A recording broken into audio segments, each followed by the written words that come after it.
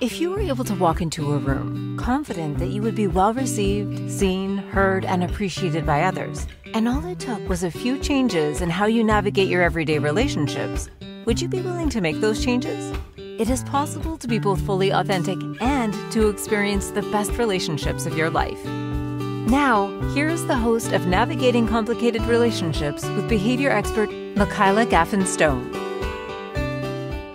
Welcome everyone to Navigating Complicated Relationships. I'm your host, Michaela Gaffen Stone, and I am so thrilled to have a very special guest that I'm going to introduce to you shortly. Just want to give you a little background first on what we're doing here today and why I have this special guest here right now today.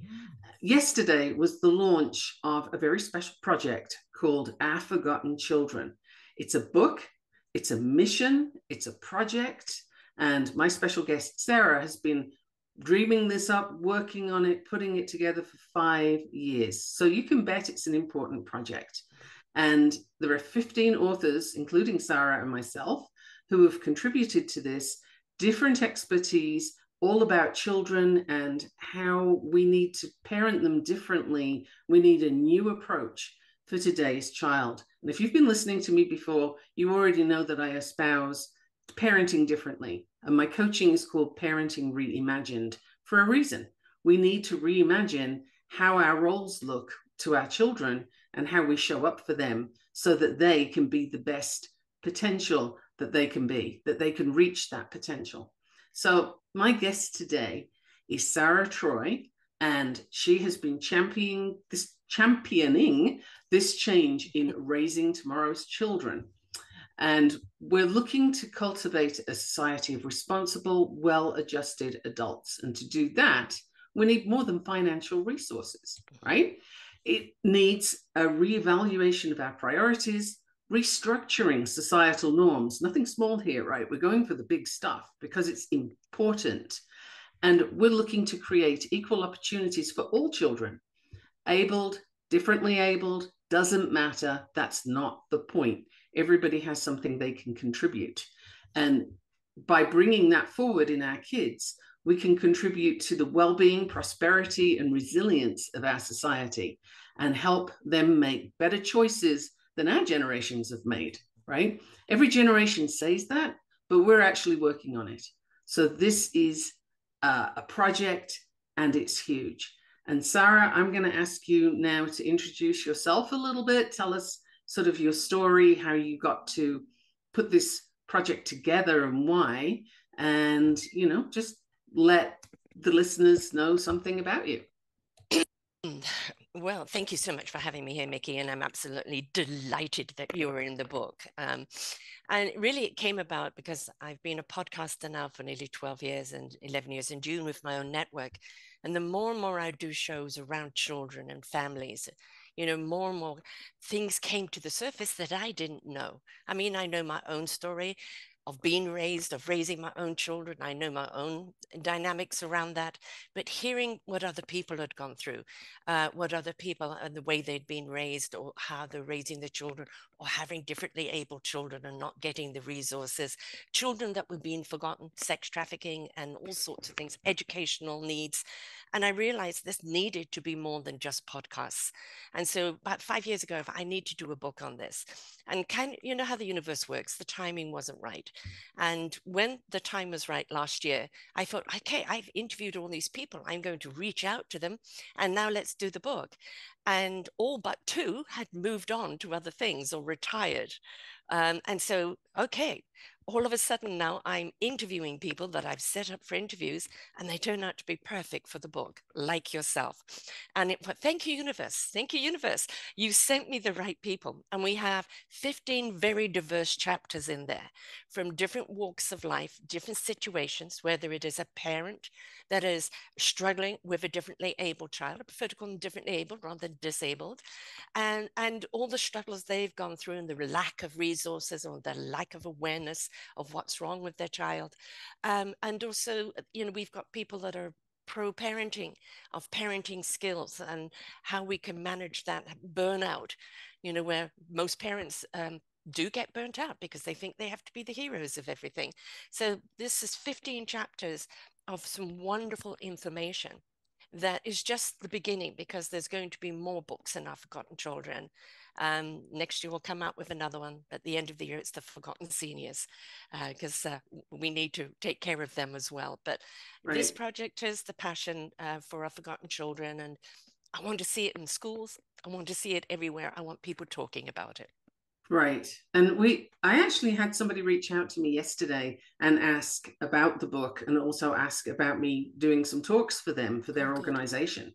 So, of course, I said yes, but there'll be more about that later. And I'm very excited about that possibility coming up so quickly. Parents burning out. You know, this is very now, right? It's something that previous generations wouldn't have thought of as being a thing. And I think that's largely because parents weren't expected to have 5 or 6 roles in the household. And they didn't have the challenges that this electronic age brings, right? We're on social media right now, and that's great because we can reach a whole lot of people. But unfortunately, a whole lot of people can reach our children, and it's not always helpful. So the kids have a lot to navigate, and the parents are trying to navigate their own world, the kids' world, the society, you know, the planet on fire, all the things going on. And there's so much, of course, parents burn out. So having this resource, having this resource to sort of give parents some tools and some options and some different perspectives, I think is amazing. And it comes from so many different people. Can you tell us a little bit about your chapter and where that went? What did you choose to do with that? When it came to my chapter, I mean, I was let again the universe speak to me. What am I going to write about? Because there's so much I wanted to address. But as I started typing, I realized it's like the initial title for the chapter is "I Weep for the Children," and I thought maybe that's too dramatic, so I changed it. But really, the weeping for the children is, why are we seeing children going out randomly stabbing people?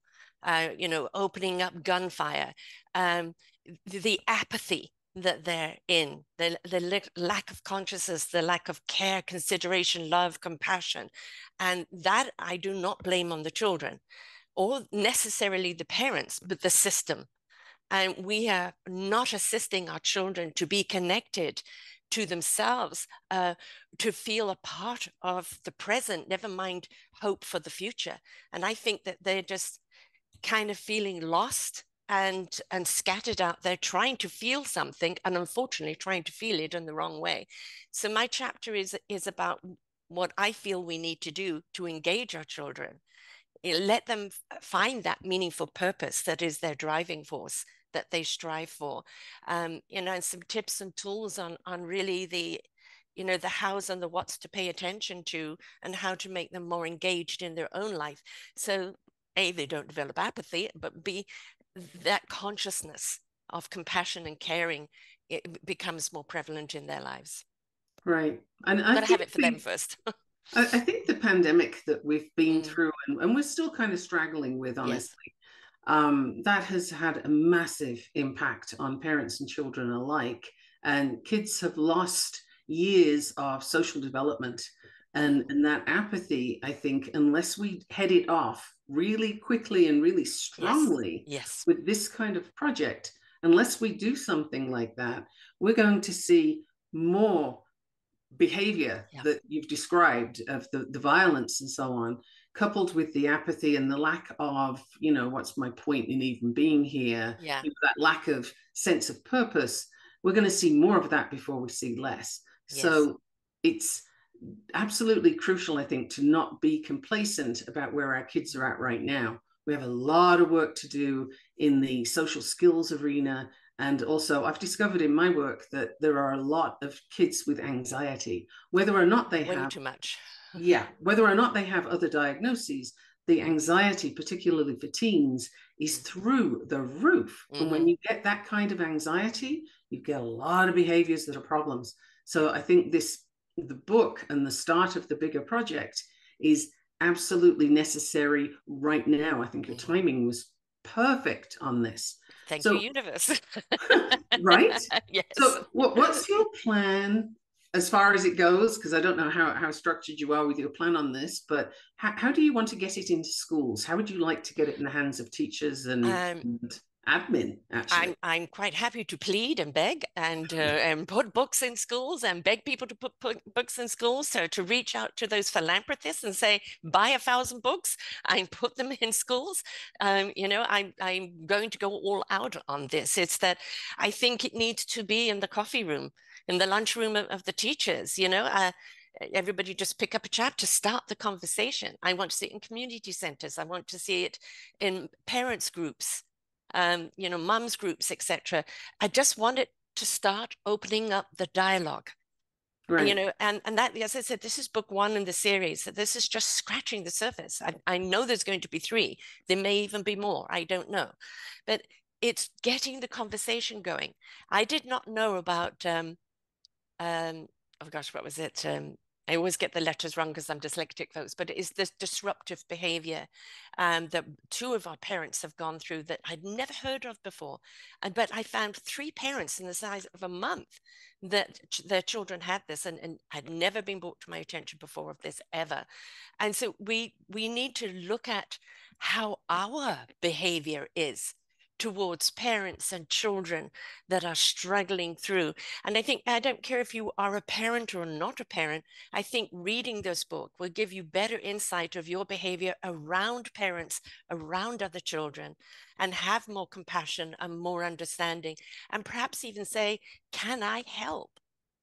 Yeah, every now and then I see a very nice little story about, somebody being on an airline and a baby that's just Yes. screaming, and another Yes. passenger will say, here, give me the kid. Yep. And then the Yes. child calms down. Yep. And that's the kind of thing that if we could do more of that sort of behavior and less of the judgmental look when you're at the checkout and your kid Yes. starts to have a wobbly, Yep. it's your child's throwing a tantrum, and you can feel, even if you're not looking, what the looks are telling you. Oh, That yes. child needs a smack, or that Yes. child needs, if I had that kid, they wouldn't Yeah. be doing that. And it's unfortunate for the people who are bringing that judgment, because they're trying to make themselves feel better by judging the other person harshly. Meanwhile, the parent cannot make a good decision from that place of stress. No. And so they're likely to say something such as, if you don't come with me now, I'll leave you there. But that's not really helpful, because the child hears language that they know you're not going to follow through on, which means you can't be trusted to do what you're saying you're going to do. Or that you're going to abandon me and you don't love me. Or they believe you, and then you've got that problem. But Yes. there is no win scenario in that one. And I think the more awareness we have, as you said, you don't have to be a parent to need the awareness. But I would also love to see that getting into schools. And, I think a really interesting place we could start is libraries. Yes. Having libraries taking the book in, and maybe in the areas where the different authors are, the authors could go and read their chapter at the local library. That would be wonderful. How would that be? That would be wonderful. And I kind of hope the authors will kind of go along to their libraries and say, I'm donating a book, I'll come and read a chapter, and, let's get this out there. Because, what is a library? It's a resource. It's a resource of entertainment and enlightenment, but of education. And this can go in this self-help book of parenting and become one of those resources for people who work with children, around children. I mean, I don't care who you are, whether you like children or not, you're going to be around them at some point. Well, you're going to be around a parent that is stressed out, so yeah, I always find that interesting when somebody says they don't like children, because it's like, but you were one, so what did you not like and about? that may be indicative of their childhood. I was just going to say, Yeah. what did you not like about your childhood? Yes. Let's talk about that. Yeah, exactly. We could revisit that and do it a little differently. Yeah. So we're about to have a break, but I would love for people listening to think about, where do you think this kind of resource that we've just sort of started talking about, where do you think a resource for parents and children to help them get to a better space, where would that be best placed? What ideas do you have? If you would like to email me at Mickey@Gaffenstone, Mikki @gaffenstone.com, I would love to know. And later we'll be putting out resources for you to contact Sara, myself, the other authors. You have lots of places to go. So don't go away. We're just going to have a very quick break. Make lots of notes and give us your questions. See you in a minute. What if your relationships could be a source of delight instead of a source of struggle? In a world where human interactions are anything but straightforward, tuning in to Navigating Complicated Relationships with behavior expert Michaela Gaffen Stone will offer you insights, tools, and a whole new level of understanding for you to use right now. Listen for Navigating Complicated Relationships with Michaela Gaffen Stone, Wednesdays at 12 p.m. Eastern, 11 a.m. Central, 10 a.m. Mountain, 9 a.m. Pacific on InspiredChoicesNetwork.com.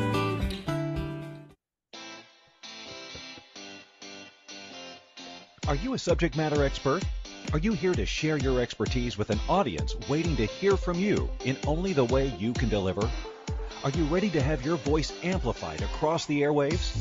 Inspired Choices Network has a global radio platform streaming to millions of people across the world. Professionally produced and supported by an accomplished team every step of the way, you can broadcast from anywhere in the world, knowing your voice matters, and we ensure it is delivered with ease and efficiency. Eager to hear your message, the world awaits. Contact us today to become an Inspired Choices Network radio host. Email become a host at inspiredchoicesnetwork.com. This is Navigating Complicated Relationships with Michaela Gaffen Stone.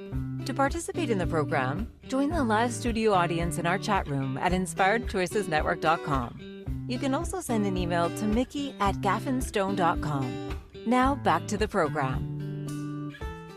Welcome back, everyone, and thank you for hanging around, and thank you for listening to us. We're having fun today talking about a brand new project called Our Forgotten Children, and it's a book right now. It's going to become so much more. We want to create this into a place where people come and have conversations. There are talks, maybe at the local business bureaus, because, you know, kids are integral to society. They will be paying your retirement later. Yes. So you might want them to be in a good space. You know, you might want them to be showing up and doing well. Now, before I get back to asking Sara some more questions, I just want to mention we are available on 450 platforms. We are on Audible, Spotify, iHeartRadio, Roku TV, Apple Smart TV, a whole lot of places. So if you haven't subscribed yet, find your favorite place, look for Navigating Complicated Relationships on the Inspired Choices Network, and you'll find me there. So just put your subscription on there so that you don't miss an episode, because these are powerful episodes. It's my purpose to bring you information that helps your day and maybe helps you think about things a little bit differently.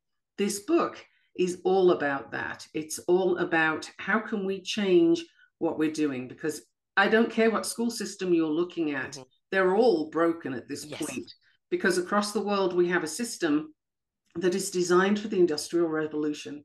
It turns out people who say, yes, and they change room when the bell rings. You know, they're not thinking, critical thinking isn't taught in school now. And books are being banned faster than they can be written. And so we are narrowing down the scope that our children can learn from. And I think that is, honestly, my personal opinion, it's nothing short of criminal to do that to our kids. So this book is about changing that. So Sara, I'd love to ask you what, apart from my chapter, of course, what is one of your other favorite chapters in the book? I'm not going to pick favorites. It's like picking favorite children. They're all impactful, right? But I mean, you know, it's in reading of them. I mean, we were live yesterday, and various authors came in. Buddy Thornton came in, and his is all on, you know, parenting, and a really wonderful chap. He puts graphics and everything in it. And he'd already bought the book and read it 3 times already. He was so impressed with everybody else's chapter, which it really says a lot, because he's an author himself and been an advocate for a long time. So I think what I like about all of the chapters is the fact they're coming from the heart, right? It's not just information that feels sterile. It's coming from the heart. It's coming from experience. It's coming from people that truly do care, which I'm afraid is my space platform for anybody to be interviewed or work with me on any level. If it's not coming from the heart, it can't be real. And so what I'm loving to, we've got Nancy Cotton, who is all about autism. I mean, she's retired, but for her, the passion around autistic children and how we need to change the way we teach, to change the way we approach, stop looking at these children as broken. They're not broken, they're just differently able. They come at things from a different point of view. And if we stop, the old school system paints everybody with the same brush. And we are very, very diverse creatures. And so we need to learn in different ways because that is our channel of learning to follow our creativity to our meaningful purpose, our contribution to the world. And if you're trying to put everybody into this tiny little box, only a few of them are going to escape and be that creative. Otherwise, everybody else becomes sheeple and we've dumbed them down. And what we've done is we've disserviced our future with those creatives that could have been something absolutely extraordinary had we tapped into the gift of what they are and nurtured who they are, what they want to do, or what they're just in discovery of, and allow them to believe they can be more. I think the belief there is huge, because when we lead with a label, whatever that label is for a child, what you're doing is saying, here's your mark, live to that. So, when I was at school, the word, now in the UK too, the word stupid is bandied about an awful lot. People use it all the time. Stupid. And, you're so stupid. What are you doing with this? And it's almost like punctuation. It's used so much. But what people don't realize, because it's part of the culture to use that word, is that kids take this in and assume it means them, and it means something about them. And then if you add another label on top of that, you have ADHD, you can't possibly keep track of anything, or you have dyslexia, you can't be an author, or, whatever it is, insert label here. The problem is everybody, the child, the teachers, the parents even, will start to focus on that label and be worried about it. Like, okay, so what does that mean I can't do? And it's coming from a very negative perspective when you put that label first and foremost. And there's one family that I've worked with where in the beginning, the mother said to me, well, do you think my child does this because of the autism? And I literally shocked her into silence when I said, well, it doesn't matter. The question is, do you want to see the behavior? And she told me later she had so many emotions because she'd fought so hard to get that label. And then I turned around and said it didn't matter. Exactly. And I was almost fired, right? Like, I'm not going to work with you. But my point was, he's more than the label. He's bigger than the label. And let's not focus on that. You've got it. You need it for, insurance purposes and stuff, particularly in the US. But you don't need it beyond that, I would argue. Because when people present with, this is my child, they're autistic. You are setting that kid up for a world of difficulties. Whereas why don't you just say, this is my child, he's amazing. Full stop. Full stop. Right. Exactly. I mean, I was one of those children. I was a very sickly child. And so, out of 12 years of schooling, I may have completed 6 or 7 because I'd be out most winters, etc. And it was always like, she's slow to learn. And I discovered later I had dyslexia. And nobody knew that while I was going through school. But it's just like, nah, she'll never catch up. She'll never be academic. And so it's always, you're never going to be academic. You'll never get anywhere in life. And, for a while, of course, I believed that. But there was the spirit side of me that was, I literally, we had one of them on yesterday. We heard things is the mind BS, the stuff we tell ourselves, etc. It was lovely. Christina, obviously on the platform that's still up there, you can listen to it. But that BS that was given to me, then I believed for myself. But my spirit would walk into a job and say, yes, I can do it, even if I didn't even know what it was. And I was the first mobile oil women rep in South Africa. I had no comprehension of the oil. They put me through a program. I still didn't get it. But I realized I didn't need to. The companies I'm working with, they know which oil they like and why. All they needed was customer service. And that is something I was good at. And so I managed to kind of con my way into jobs, sometimes to find out, no, I can't do it. I don't like it. So bye-bye. But a lot of the time, oh, I didn't know I could do that. Case in point, podcasting and doing all the editing and doing everything else. I didn't know I could do it until I had to. Right. And that's when you realize. And then I realized, actually, in some ways, not having expectation, because we can over expect on our kids, put the pressure on them to always be great. Having no expectations on me, I realized in some ways actually was a little bit of a gift, because then I surprised people whenever I achieved anything. It kind of depends on you as well. So Yes. that the age-old argument of nature versus nurture Yes. has finally arrived at a conclusion that the answer is yes. It's both. It's Yes. 50-50 more or less, Yes. right? So how you show up makes a difference to what you can do with the hand you're dealt. And there's no question about that. But when we label kids, it does tend to give them the negative view of themselves. And I love what you were saying about, I didn't know if I could do it, but I just said yes and then went and tried. Yes. And How do you know if you can or not?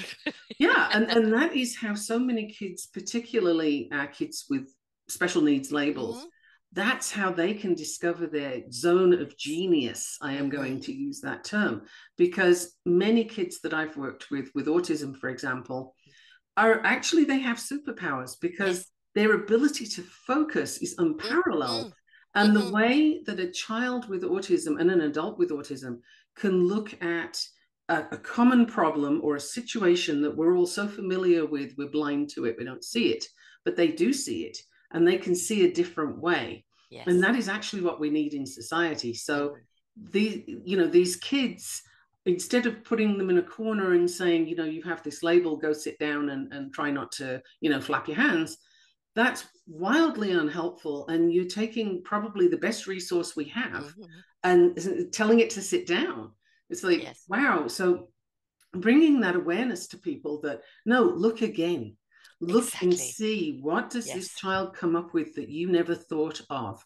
Because if we keep doing things the way we are currently doing them, what we're going to end up with is an even bigger mess, which is hard to imagine, but an even bigger mess than we currently have in the world.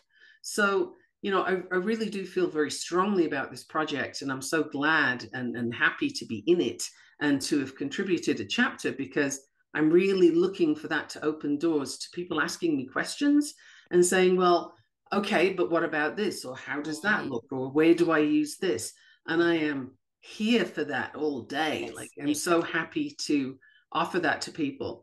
And you're number one in the book as well. I'm number one in the book. Yes. And actually, I handed this to a friend who is a teacher and a librarian for like 40 years. And I said to her, which order do you think this needs to go in? Because I was too close to it, right?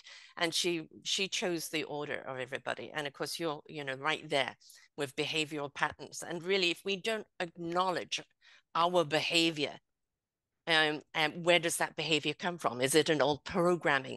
Is it societal programming? Is it something we really like? Or is this behavior just, sheepling? Something we've learned. And I think being conscious of our behavior right from the word go helps us actually understand the other chapters even more, because we're now looking at our behavior when we're reading about what the struggles are or the challenges are and what we need to do. And so it's kind of that question, what would I do in that? And that's what we want people to do, is pause. When there's no criticism of what you're doing, it's recognizing that what you're doing may not be beneficial for your child or society. And it's not your fault, because it's the patterning that's been imposed upon you through the system. But being aware of it now, we can make changes.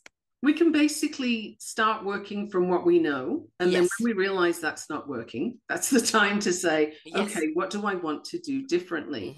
And one of the questions that I like to ask parents is, don't look at what happened to you that you didn't like. That's kind of looking over your shoulder. And when you move forward looking over your shoulder, you walk into poles. It's not very comfortable.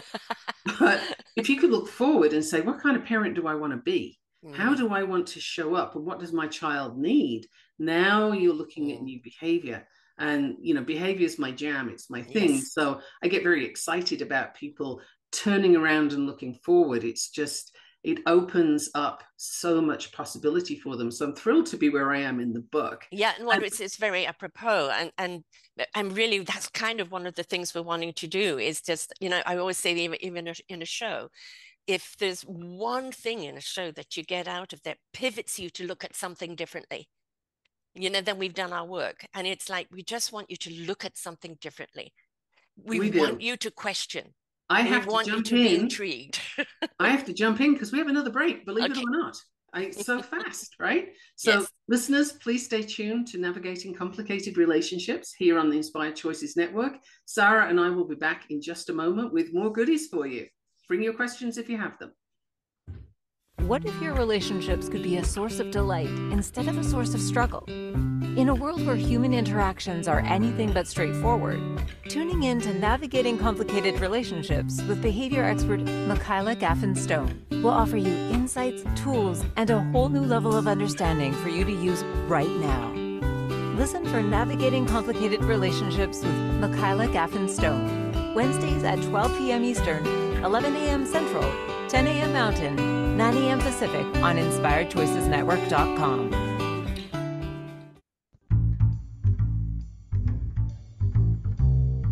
How wonderful would it be to carry your favorite Inspired Choices Network host with you throughout your day? Well, now you can. Inspired Choices Network now has its very own mobile app. Our free app offers live streaming shows, along with thousands of podcasts and TV episodes. Our shows cover a wide variety of topics.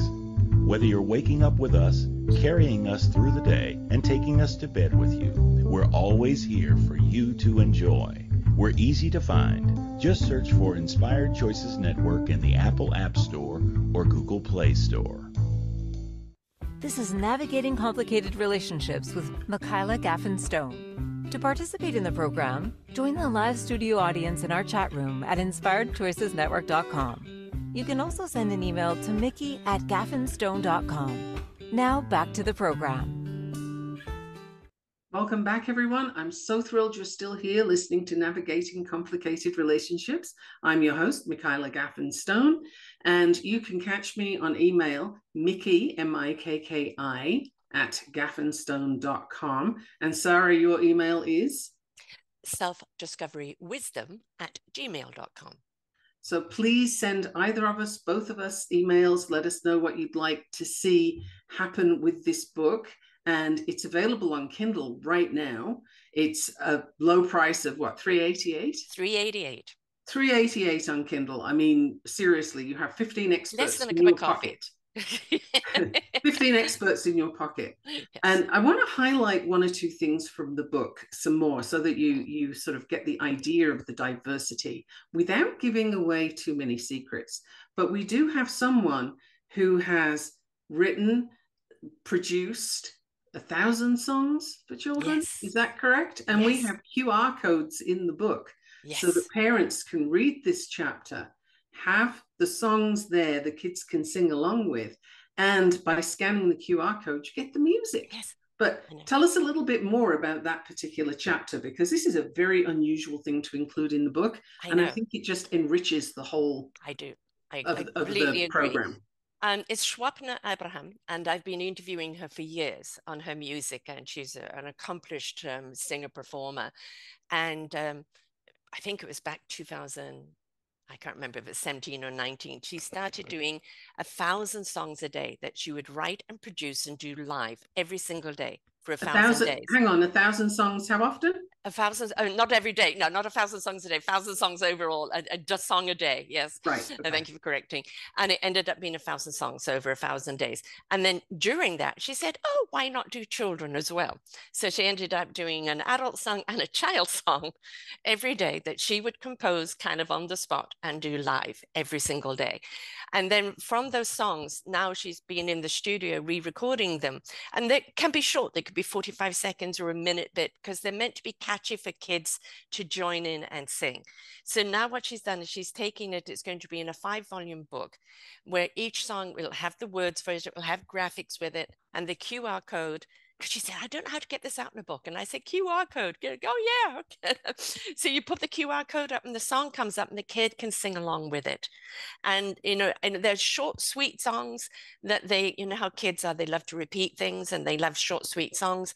And it's all about, some of them are lessons, some of them are fun, some of them, are warm and fuzzy. But yeah, she's put 5 books together. And the reason why I wanted her in this is that I know how important music is in my life and how I use music in the raising of my children. And how music is important in the expression for children, whether they dance or whether they sing. Music is a wonderful calming, a wonderful liberating and uplifting or soothing, and music is so impactful. So when I asked her to be a part of this, she said, are you sure? And I said, absolutely, because music is such a huge thing in a child's life. And I think it can teach them sometimes to express themselves in a way that they actually can't find the words for, but they can Right. find it through a song, right? So I'm delighted to have her in the book.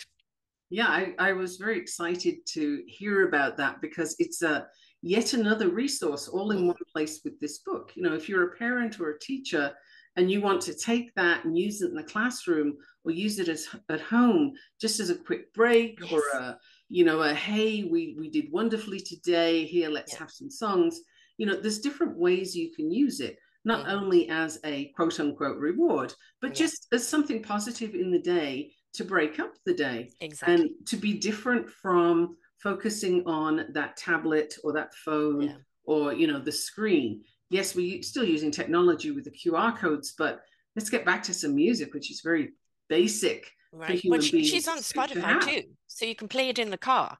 You know how kids, are we there yet? Are we there yet? Or they start fighting. So, it's great to put on the music. Let's sing along, right? So it's great to have in the car or on any trip as well. So, I have almost a 3-year-old grandson and almost a year-old grandson. And they both love music. You see the little bodies going, when the music comes on, and I think music is soul food.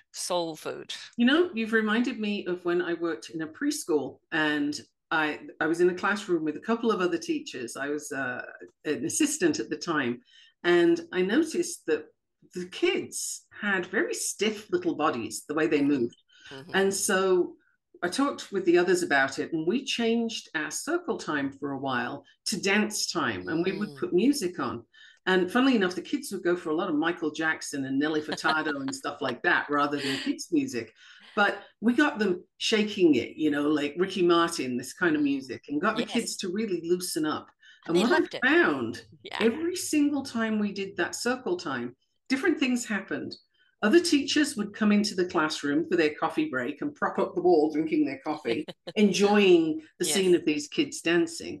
And then the kids afterwards, this one little girl I remember in particular, she used to love to paint. And she'd be there at the easel and she's kind of dancing around and humming and singing and stuff. And the whole classroom atmosphere lit up, like it lightened and it lit. And the kids were enjoying their days. And they would come into the classroom in the morning, and these are just little kids. They come skipping in, like, okay, what are we going to do?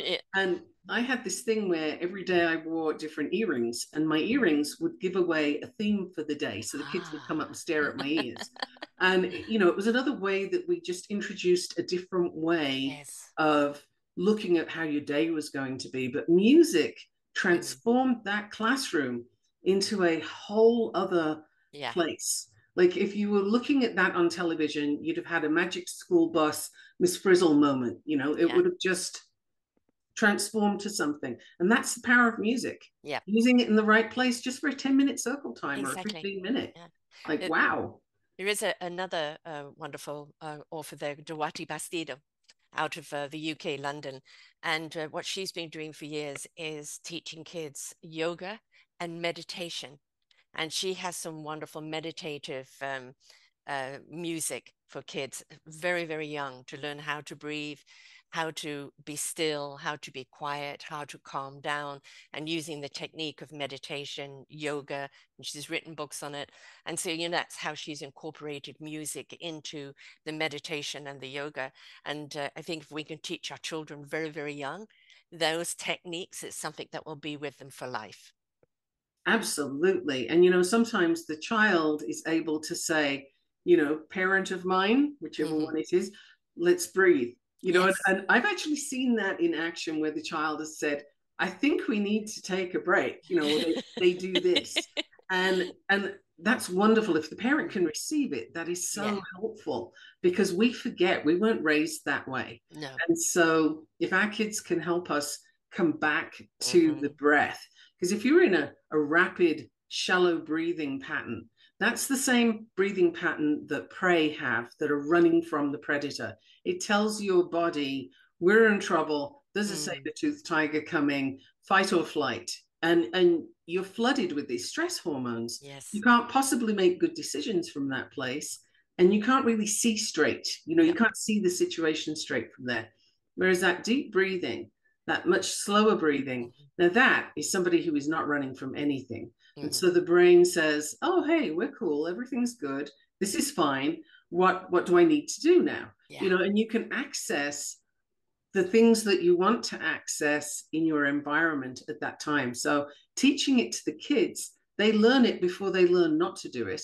Exactly. And that's so helpful, because then they can bring it back to us. Yes. And we really need more of that, more of the breathing, and just let's everybody calm down, because, I'm sure you have been in situations where you see kids are just whoop, off they go. Particularly if they're sent to school with a sugary cereal for breakfast, and they have, those sugary drinks during the day, their brains are on crack, basically. Right. They're running around with all this sugar coursing through them. And then they're being forced to sit down and sit still. And then you're wondering why they're misbehaving. And it's because you fueled them up with the wrong fuel. you gave them exactly the thing to do, exactly the behavior you're getting, and then wonder why it happens. So, there's so many ways that we can just make little changes that are actually huge moving forward. Huge impact. The knock-on effect is massive. But I think as we focus on the children, also looking at the parents, of course, is absolutely key, because we're looking at a lot of Generation X. Now, Generation X raised itself. It's the feral generation.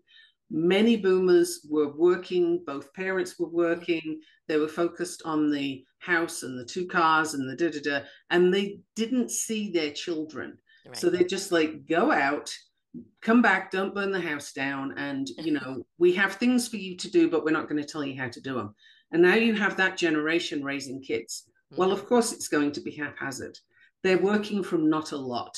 Yes. And that's, again, it's not pointing fingers and blaming, because every generation brings its baggage, and then parents from there. So coming from this, knowing that we're working with parents who really are trying, but they just don't have the resources.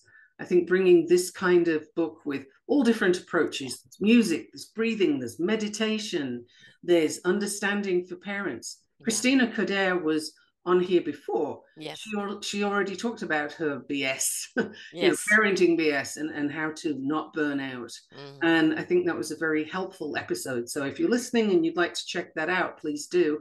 And Christina's also in the book. Yes, she's very strongly advocating for parents and how to not only survive your kid's childhood, but how to thrive in your kid's childhood. Yeah. We enter this as very much a battleground, right? It's perceived as something you have to get through, but wow, it's the foundation of your child's future and really your relationship with them.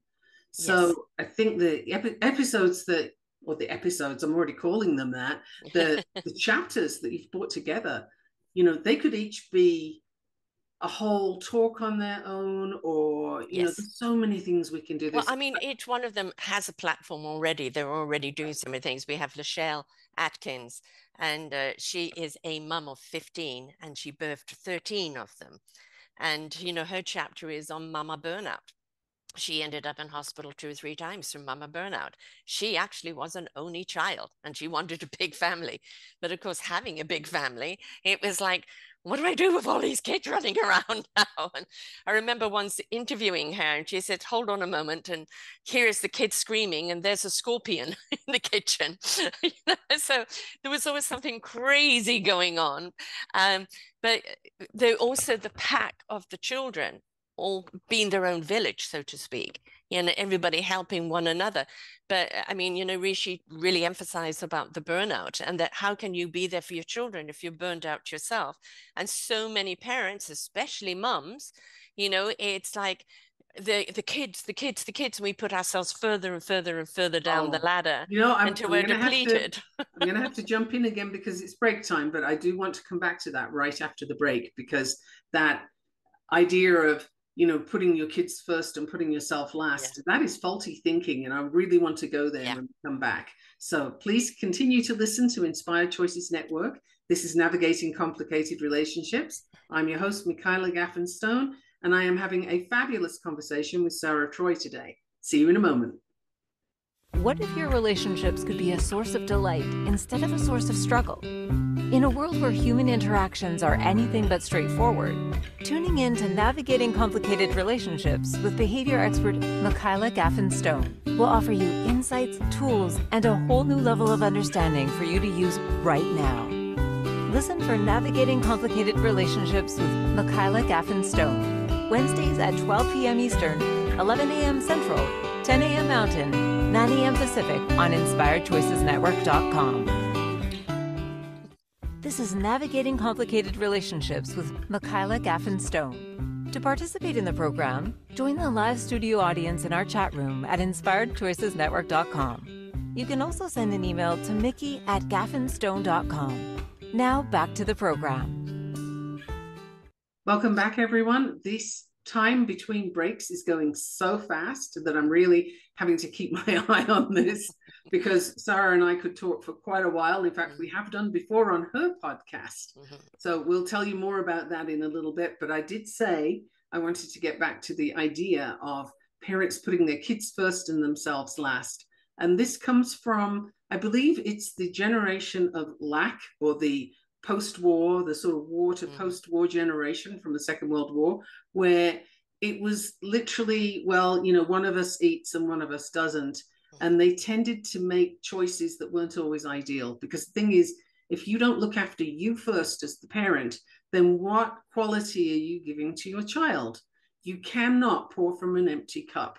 So that whole idea of, I'm going to sacrifice me for you, child, is unfair to the child because they're not getting the best from you. It's unfair to the child because chances are at some point the narrative is going to come up. I did all this for you. And you did not.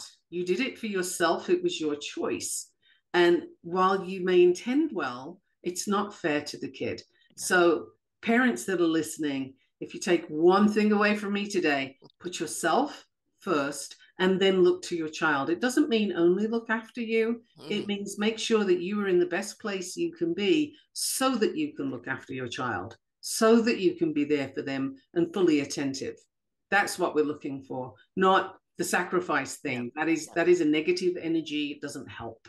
You're giving your child permission to look after themselves, to fortify themselves. 100%. I mean, I kind of raised my children like my mum did. Now, my mum had help. She had housekeepers and things like that. And she had a nanny at one point. So I didn't have any of that. But my mum was still a martyr. And I didn't realize I was becoming a martyr, as long as the kids are all right, as long as the kids are all right. And I was burning out. And I was getting sicker and sicker and sicker. And then trying to work through the sickness to still be there for my kids. And I mean, eventually it's my kids that put their foot down and said, Mum, this has got to stop, right? At that point, they reached teen years and they said, no, enough, when things have to change. But I thought I was doing the right thing. But what I was doing was teaching my children that it's okay to put everybody else first and not yourself. And that means everybody else can walk all over you and use you up and spit you out, right? And where does that leave you? And then we see them repeat that in their own relationships, right? Absolutely. And we want to break that cycle, because 100%. Parenting is two parents whatever sexual orientation it is, it's two parents, and it's everybody stepping in to play their role. You know, some have strength in this, some have strength in that. You find out who's good at what, but it is co-parenting, and it shouldn't just fall on the shoulders of just the mother. Right. Or just the father. Or We've just had the father, which we see more of today. Yeah. Yeah, we've had someone on the show before that had that issue. Yes. And I feel very strongly too, and I've noticed this in my work, that when you have somebody who is a sacrificial parent, you know, they'll put themselves on the altar, you know, for their children. What happens is there are no boundaries there. As you just mentioned, you get walked all over. Yes. And so your children have no idea how to set boundaries. Exactly. And then you get the distress of seeing them making poor decisions, or worse, having poor decisions made for them, and they don't know how to not go there because they never learned how to set boundaries. And that takes me straight back to Generation X, who were never taught to set boundaries. It's a big issue. And I've had people come to me, they don't even know what a boundary is to describe it. You know, that I've had people say, well, you know, if I don't want this to happen, then that's a boundary. Well, okay, but did you tell anybody? Yeah, Have you described it? Does anybody know that that's your boundary? Right, because if you don't put it out there, it's not a boundary. It's an idea in your head, and we all know that those are going to get run over, and you know it doesn't last. So we literally are down to the last 4 minutes or so of this episode. Can you imagine? Like 51 we've gone minutes already. Wow. So, what would you love for people to take away from today? How can they find you? How can they get more of you? Tell them all the things. Well, most importantly, go to the orchardofwisdom.org/our forgotten a children's book. There you will find not only where to buy the book, but you'll find every single author, and you click on their link and it takes you to the author's page where you can buy from their page. It doesn't matter, but you're also going to see the shows they've done with me, and you're going to see their links back to their own work and their own websites, etc., and all that they have done. And some people I've known for a few years, there's quite a number of shows underneath there. Some people are new, maybe only 1 or 2 shows, and you can get to know them that way directly. So every single author has their own author's page, but you go through our Forgotten Children link on the orchardofwisdom.org. And we also are on Facebook group, Our Forgotten Children, and a lot of announcements will be there as far as when the paperback comes out, when the audio comes out, when Ask the Author Question platform comes out, and anything else that we're going to do. And we would love feedback from you. What chapter did you like? What impact did it have on you? And of course, I am a podcaster first. That's my profession. So selfdiscoverywisdom.com is where you'll find all the podcasts. As I said, with all the authors, you'll find their podcasts on their author page, but you'll also find Raising Our Gifted Children, which is all about children, and many shows on that, authors, many shows on children's books, etc. And there's 3,500 shows there. So you'll find 18 different genres on whatever topic suits you. But please support the book. Right now, it's in a paper book. How many resources have we just put out there today? Holy smokes. Yes, exactly. And I know the authors, myself included, would love to have feedback on what did you love? What do you want more of? Yes. If there was anything that wasn't clear, let us know so we can clarify and put that out there for you. And where would you like to see this resource? This is really important to us to know how we can best get this to as many people as possible, because we feel very strongly that this is useful. It's changing, it's groundbreaking, it's something that we need right now. The timing is perfect. Yeah. So if you go to Sarah's podcasts, look back on my podcasts, go check the authors' pages, and you'll see who we're supporting, because each person has a different charity. Yes. Mine is amitchildren.org, and that particular organization, it's a nonprofit, putting out counseling and PTSD services for children in need. And this is tragic that we need this in this day and age, but we do, and we need it urgently. So that's mine. There are 14 others, and they all get supported by this book. So you are doing yourself a favor, your kids, your school, everybody that you know that ever has anything to do with the child. you're helping them and charities too. Yes. All for the price of one book. So it keeps on giving. It keeps on giving. Right. And also, if there will be another series in this. So if there's a topic you want us to address, I will look for that person to be in the next book. So please let us know if there's something else that you want to have addressed in the book 2 of Our Forgotten Children. Yeah, and if there's resources, links, Yes. this kind of things that you'd like to see, let us know so that we can include it. Exactly. Because we're here for you, to help you. That helps us. That helps everybody. So we're here start the conversation. Basically start the conversation moving. And we're out of time. Holy smokes. Thank you for listening to Navigating Complicated Relationships. Thank you for listening to the Navigating Complicated Relationships show. Michaela returns Wednesdays at 12 p.m. Eastern, 11 a.m. Central, 10 a.m. Mountain, 9 a.m. Pacific on InspiredChoicesNetwork.com. Until then, remember, every relationship is a journey, and with the right tools, you can create stronger, more fulfilling connections.